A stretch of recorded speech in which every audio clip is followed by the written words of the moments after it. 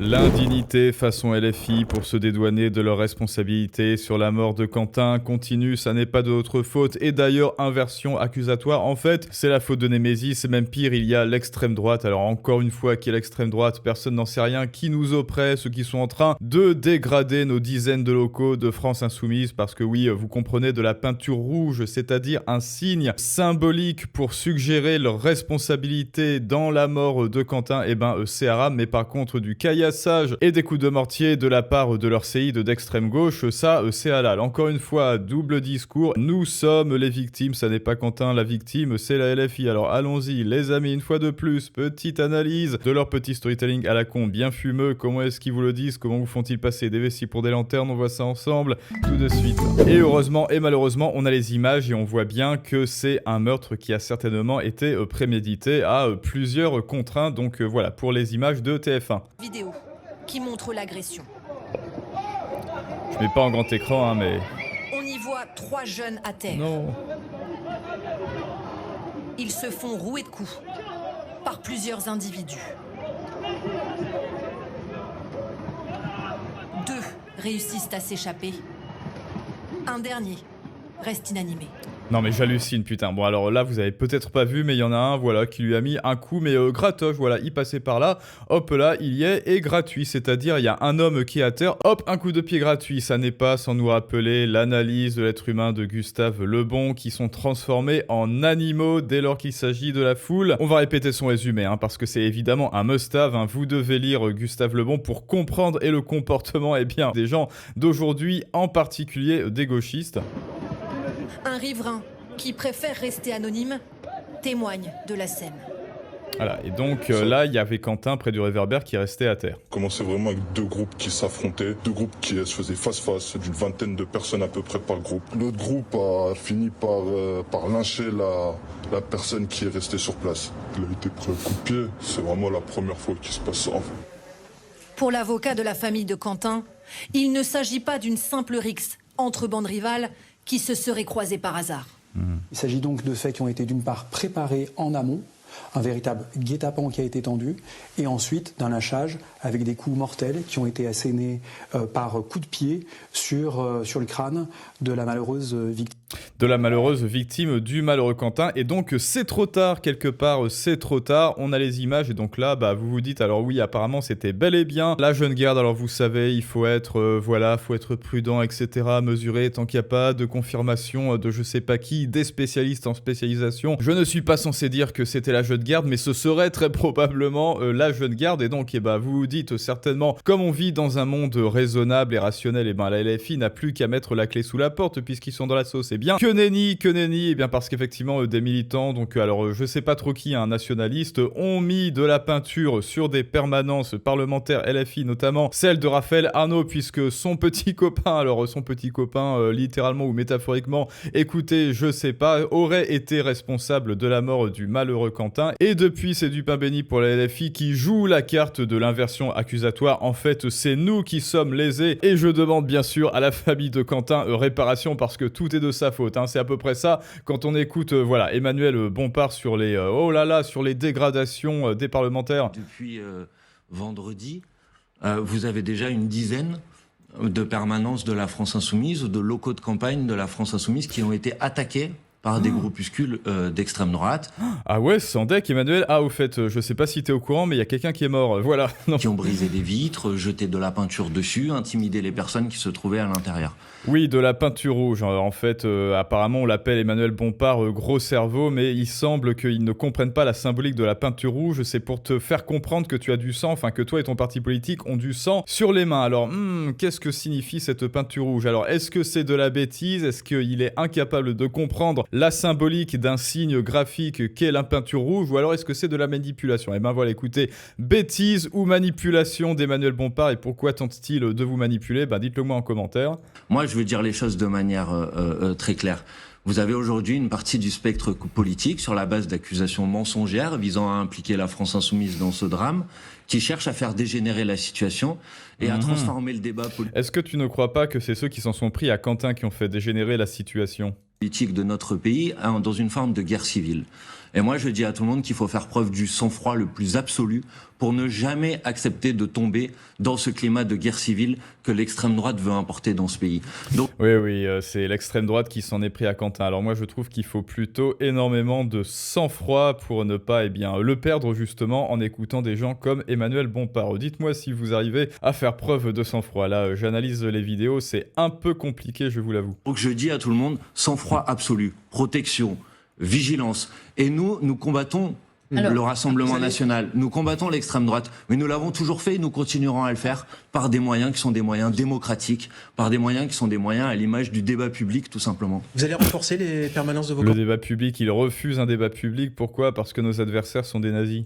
On a déjà évidemment transmis les consignes nécessaires, mais pardon, je le disais tout à l'heure, c'est pas seulement à nous de garantir et d'assurer la défense de nos permanences de campagne et de nos initiatives de campagne. Donc vous comprenez, hein, voilà, Quentin est mort, c'est la faute à l'extrême droite et Emmanuel Bompard est là pour vous protéger et faire un appel à la raison, hein, parce que c'est lui, bien sûr, hein, il l'a prouvé d'ailleurs, il a prouvé ces 3 derniers jours que la LFI était dans le camp de la raison, du rationnel, bien sûr, du raisonnable, du mesuré, tant et si bien que il y a des gens comme Quentin qui se font tabasser. Alors ensuite, Mathilde Panot, ça aussi, depuis hier soir, des groupuscules fascistes attaquent nos permanences parlementaires et locaux de la France insoumise. Aujourd'hui, un collaborateur du député RN Jérôme Buisson appelle au meurtre contre les insoumises. Je condamne bien sûr, pas d'appel au meurtre. L'extrême droite instrumentalise cyniquement le drame survenu à Lyon pour faire ce qu'elle a toujours fait. Non, vous instrumentalisez la mort de Quentin pour faire de la victimisation, espèce de panneau. Voilà. Attiser la haine, la violence et la division. Mais en revanche, la LFI n'est pas du tout violente. Nous ne céderont pas face à ces intimidations. Leurs auteurs décomplexés doivent être punis. Est-ce que vous croyez qu'il y a des gens qui croient encore à ce genre de tweet quand ils le lisent? Parce que franchement, mais hélas, l'être humain étant ce qu'il est, il y aura toujours des gens pour croire à ce genre d'ânerie. Nicolas Dequette, c'est un signe. Bon, maintenant, vous connaissez la terrible vérité. L'être humain est profondément persuadé d'avoir raison en son fort intérieur et il ne se remettra jamais en question, même si son camp vient de tabasser un jeune à mort. N'oubliez pas que Ted Bundy se voyait comme un homme doux et incompris, Al Capone comme un bienfaiteur de l'humanité, le peintre autrichien comme le sauveur de son peuple et la LFI comme des tueurs de méchants. Donc non, hélas, mauvaise nouvelle, ce genre d'inanité là, publié et assumé par la mère Panot et par le père Bompard, sont loin, très loin d'être terminés. Un autre Pokémon et après on passe au grand molachon, des commandos d'extrême droite. Ah, maintenant c'est des commandos,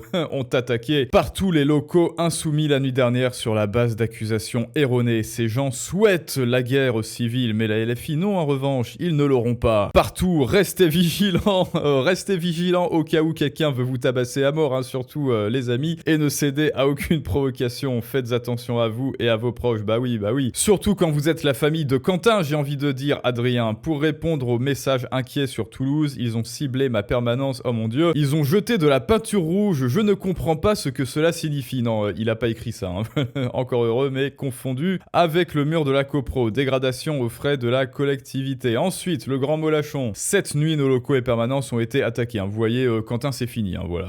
Quentin, qui l'a attaqué, ils ne le disent pas. Dans tout le pays, après l'appel de Retailleau et de Le Pen, tiens, il y a peut-être que Le Pen a pris la parole, qui ont couvert et répété des accusations sans aucun fondement contre les insoumis en exploitant le drame survenu à Lyon. La violence de l'extrême droite, non mais ça c'est fort quand même. Comment est-ce qu'on peut oser écrire ça? C'est déjà, la violence de l'extrême droite s'est déjà manifestée contre plusieurs de nos réunions. Et Quentin, est-ce qu'on en parle? Est-ce que tu as vu la vidéo, Jean-Luc? Et de nos dirigeants sans aucune réaction des autorités, j'appelle les insoumis à la plus grande vigilance, bien sûr. Mort de Quentin, le maire Lyon Grégory Doucet en appelle à l'apaisement et à laisser la police et la justice faire leur travail. Va te faire voir. El famoso grande Juan, bien fait pour vos gueules de NAZIS de merde. Quentin sera pas le dernier et quand LFI remportera l'élection en 2027, on utilisera tous les leviers de l'État pour finir le boulot. Voilà, Robespierre sera un petit joueur comparé à ce qui vous attend. Smiley mort de rire. Merci grande Juan, merci. Je viens de voir la vidéo du meurtre de Quentin, tabassage à mort, plusieurs contre 1, la LFI dans le déni, tous en prison as soon as possible, SVP, on espère bien, enfin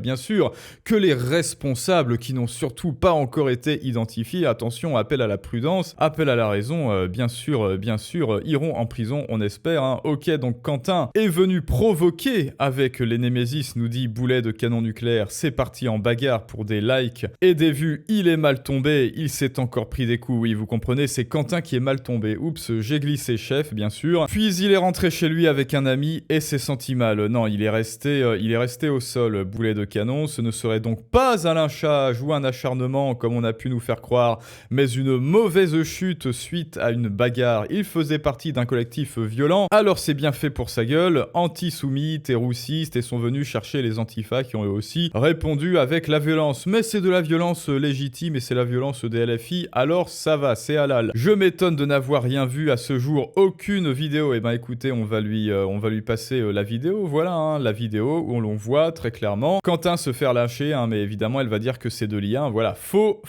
c'est de l'IA, évidemment. La vérité est importante, oui, Vanessa possède la vérité en bien meuble pour éviter tout énième mensonge et toute récupération de l'extrême droite. Mais pareil, la récupération de l'extrême gauche, ça en revanche, c'est halal, hein. On sait, Boulet de canon, parce qu'ils adorent ça. C'est leur fond de commerce, oui. Est-ce que ce serait pas Mathilde Panot, justement, qui appelle à la plus grande prudence alors? Et enfin, peut-être le meilleur ou le pire pour la fin, peut-être, eh bien évidemment, c'est la réappropriation et surtout la réinterprétation des faits. Sur quoi? Sur France TV, payé avec l'argent de qui? Avec l'argent du contribuable. Et voilà, attention, accrochez-vous, voilà comment France Télévisions, chaîne publique, traite l'affaire avec Quentin. Et Mathilde Collet. Sans même attendre les conclusions de l'enquête sur la mort du militant nationaliste, proche d'un collectif identitaire, sans même attendre que les auteurs soient identifiés, la classe politique s'invective et déjà l'extrême droite tire ses propres conclusions. Ce qu'on appelle le bar de la jeune garde est un mouvement qui revendique, ils disent l'autodéfense, mais c'est la violence, comme un moyen de faire de la politique. Et le fait qui a été dissous l'an dernier, n'est-ce pas? Malheureusement, il n'est pas totalement dissous. Il y a eu des mouvements de manifestation. Monsieur Mélenchon et d'autres ont fait des meetings de soutien. Parce que la violente agression du jeune Quentin a eu lieu en marge d'une réunion publique de l'eurodéputée insoumise Rima Hassan, l'extrême droite accuse les militants antifascistes d'avoir agi au nom de LFI. Le parti dément fermement la moindre implication. Évidemment qu'il démente. Est-ce que vous avez déjà vu LFI dire « Oui, effectivement, on a été violent, et alors ?» Enfin, remarque, ils sont capables de le dire, hein. Aucun souci, puisqu'ils vont dire « C'est un ouzi, après tout, c'est mérité ». Donc, écoutez, pour finir, les amis, sur une note voilà, de culture générale, mais pour mieux comprendre ce qui se passe. Un petit résumé des idées de Gustave Le Bon sur la psychologie des foules. Toute corrélation avec un parti politique d'extrême gauche en France serait purement fortuite, bien sûr. Exagération et intolérance, tout est amplifié, les sentiments sont extrêmes sans nuance, les foules sont conservatrices et hostiles au changement. Irresponsabilité morale, l'anonymat libère des inhibitions, les actes criminels, pillage, violence deviennent possibles sans remords. Simplicité intellectuelle, les foules ne comprennent que des idées basiques, des slogans. Le Bon compare cela à l'esprit des primitifs, à des animaux ou à des enfants. Ah oui, il y avait aussi Régal Gorilla, il faut impérativement et fortement soutenir LFI dans cette histoire. Bah oui, c'est LFI qui doit être soutenu. Rappelez-vous, c'est la LFI, la victime. Des accusations graves ont lieu et c'est important d'être derrière la seule vraie gauche du pays. Oh là là. À un mois des municipales,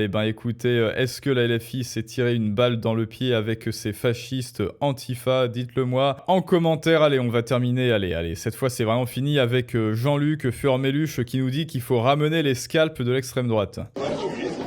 Allez.